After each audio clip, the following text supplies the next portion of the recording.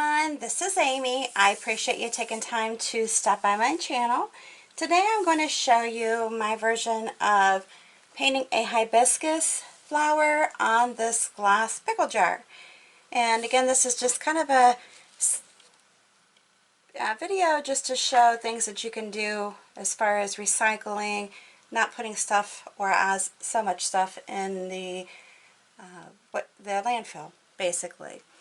Alright, so I've cleaned off this glass, took the label off, washed it with soap and water, and then you rub it off with rubbing alcohol just to make sure that the design will adhere nicely to your piece. I'm going to be using 3 flat brushes today. Again, these are all plaid one-stroke brushes. I have a 3/4, a number 8, and a number 12. Then I'm going to use this new brush that I bought. It's a Princeton 3/0 round brush. Paints I'm using for the design are Thicket, Moon Yellow, Cardinal Red, Magenta, and that's it. I'm not using any other colors, just a few, so that's good. Alright, so let's go ahead and get started. I am going to be using, to begin with, the Cardinal Red and the Moon Yellow. I'm going to double load, and I'm just basically sticking each side into the color and then doing my loading strokes here. Now keep in mind, I am not real precise as far as, having 3/4 of the brush full of paint or not having enough paint. I mean, it just, you have to feel it for yourself, I'll be honest with you. I'm going to go ahead and get started at the top here, and it's just kind of a, not really a wiggly, but I like the edges to be kind of ruffly. And so you can go up and down, come down, and then finish. Again, if you feel like you need more paint, sorry, I'll try to do it this way so you can see it better. You pull your brush up, just kind of do some jagged edges here, coming back and forth, and then finish. And then I'm going to continue on. Now you can overlap the petals if you want. And go like that. Or you can try to keep them separated. I'm going to be doing basically a 5-petal flower design.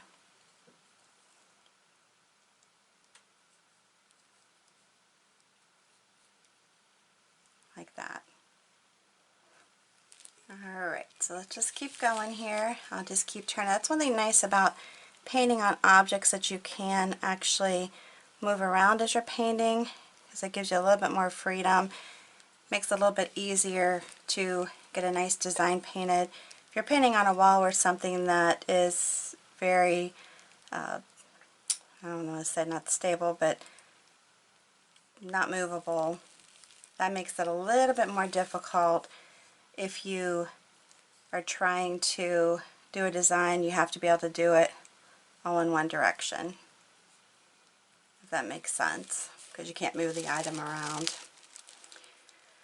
Alright, now at this point I would hit it with a heat gun, hair dryer, or something to that effect, so that you have a little bit of dry time, because the next step is going to be painting in the center, and I think that would be best. Even if you don't mind having some of the underlying color come into your design, I would probably start by hitting it with the heat gun or giving it drying time. If you don't have a hair dryer or a heat gun, you can let it dry for an hour or so and then come back and continue on with your design. Okay, now because I still have some thicker portions of paint in the center, it's very possible that it's still going to have, pull in some yellow and red into my design. But I'm going to be using the Magenta and the Wicker White for the center. You can actually use the red and the Moon Yellow for your center and just kind of rotate it so it doesn't blend in. But I like the idea of using 2 totally different colors.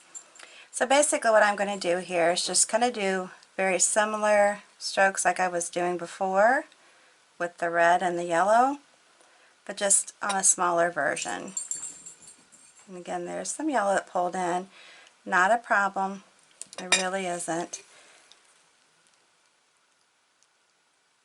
And if it is to you, then I would just recommend more drying time or be cautious as to how thick the paint is in the center. Maybe both.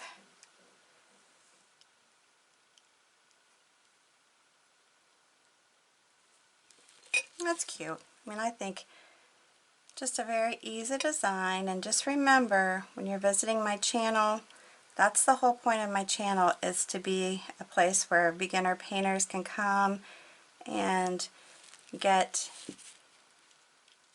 some easy designs that they can do and feel successful. And I'm just going to try to go over this very lightly because I don't want to pull up the paint underneath, but I want it to have, show up a little bit better and not be too washed out looking. So I'd started to pull the paint there, so I have to be careful. So I say you have to be careful when you're doing this. Now, it wouldn't probably be as big of an issue if you waited until it was drier, but because I'm doing all this video at one time, I'm not going to give it that drying time. Now I'm going to take my little liner brush, or round brush, it's not actually a liner brush, and do the little part that goes from the center. And I don't know the proper terminology, if it's the stamen, that's what this is considered, or what. Now you can just have it coming out like that, or you can do a little pull around it if you want. That's fine too. The making of all the dots and such, I'm just doing it with the tip of this brush. I'm not intending to make it look like dots. I am just purely, it's going to be just kind of random and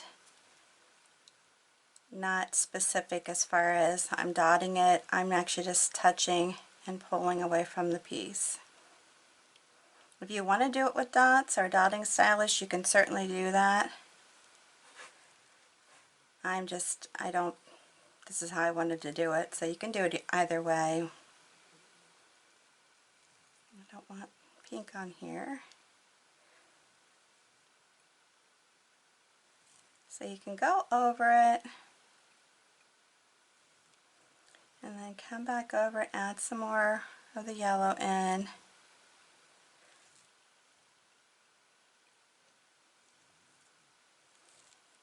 I'm going to try to wipe a little bit of that off. I'm going to put more white in here, come up.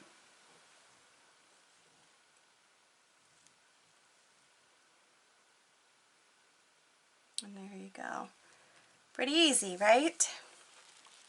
Alright, so then my last thing to do on this piece, for the purpose of this video, I'm just really doing the design on part of the glass, not the whole glass.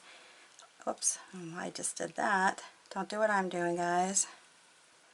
Don't pay attention to what I'm doing. I'm making a mess.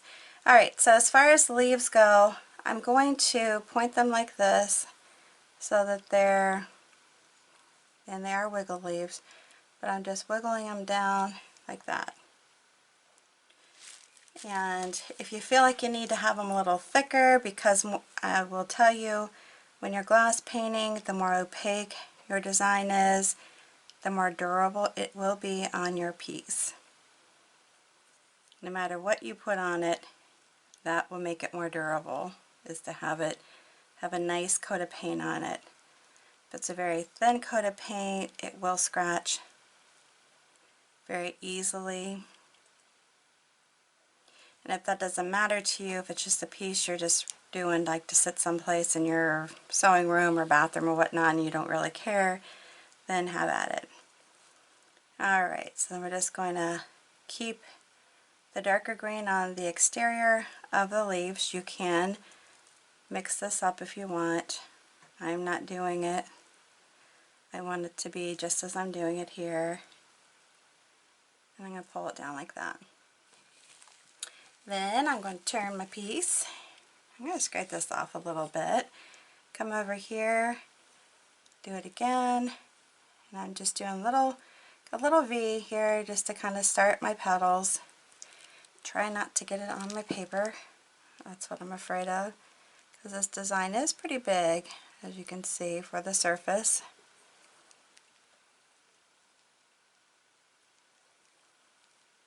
And then just do my little, like that. I'm going to come back over here because I really want it to come down. Meet it down this way. And I'm going to do it again over here.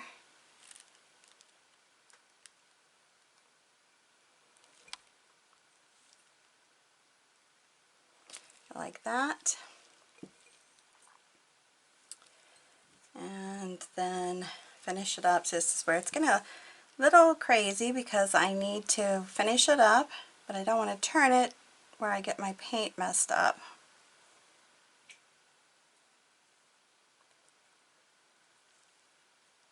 And you can do more design or shapes and styles with your leaves. They don't have to be all straight laced. I mean, you can turn some of them, make them look like they're flipping and that kind of thing.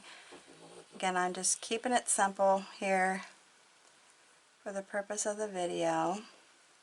Like that. And there you have it. Just a very pretty, it's a big design, but it's a pretty design, I think. Very simple. You know, fill these jars up with, you know, if you have a sewing room and you have some buttons or loose notions of some sort, you know, fill them up. If you have a bathroom that you want to do jars with for storage, put some cotton balls in them, put some Q-tips in them, makeup brushes, whatever you want. Pretty easy, and guess what? You're helping keep it out of the landfill. Very important. Alright, I hope you like this video. If you do, give me a big thumbs up. If you're new to my channel, make sure you subscribe and hit that notification bell. Last but not least, before you leave, underneath the video you'll see a share button. Click on that and share this video on your social network with all of your family and friends. I'd appreciate it. Thanks again. I do appreciate you, and until the next time, you stay safe and healthy and have a good one.